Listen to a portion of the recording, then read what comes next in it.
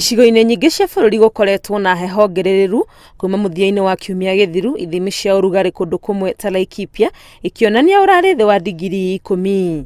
Gũkorwo na heho teno ti ũndũ wa mũtugo mweri-inĩ wa kenda, no ataaramu a ũrathi wa rĩera marauga nĩ ũndũ wonekaga rĩmwe tũkĩrũga kuma kĩmera-inĩ kĩa heho. Rĩrĩa tũrathama rĩ kuma season ĩno ya June, July na August rĩ, rĩmwe nĩ extendaga kana ĩgathiĩ na mbere nginya kĩambĩrĩria kĩa mweri wa kenda.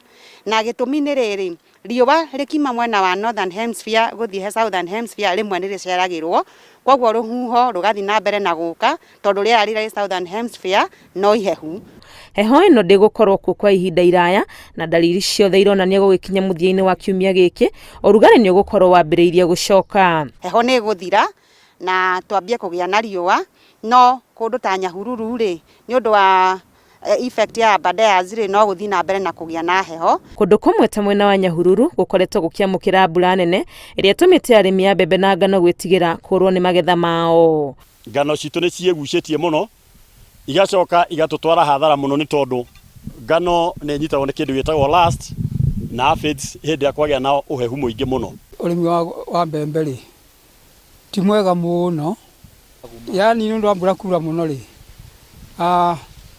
gwĩcia nĩ ũhehu ithĩte na mũingĩ ikaga gũkũra ũrĩa ciagĩrĩirwo gũkũra. Kĩmera-inĩ twerekeire kĩa mwere, ũrathi wa rĩera ũkĩonania mbura nĩ ĩgũcererwo na ĩkorwo ĩrĩ nini. 3rd to 4th week of October nĩrĩo mbura ĩno ĩkura, ĩkambĩrĩria na ĩgũkorwo ĩ poor. The distribution ĩgũkorwo ĩ poor. Gũkĩrĩ ũguo, arĩmi matarĩtwo kũbangana na maabitha a ngirigaca icigo-inĩ ciao nĩguo maheo ũtaaro wa kĩrĩa mangĩhanda kĩmera-inĩ gĩkĩ.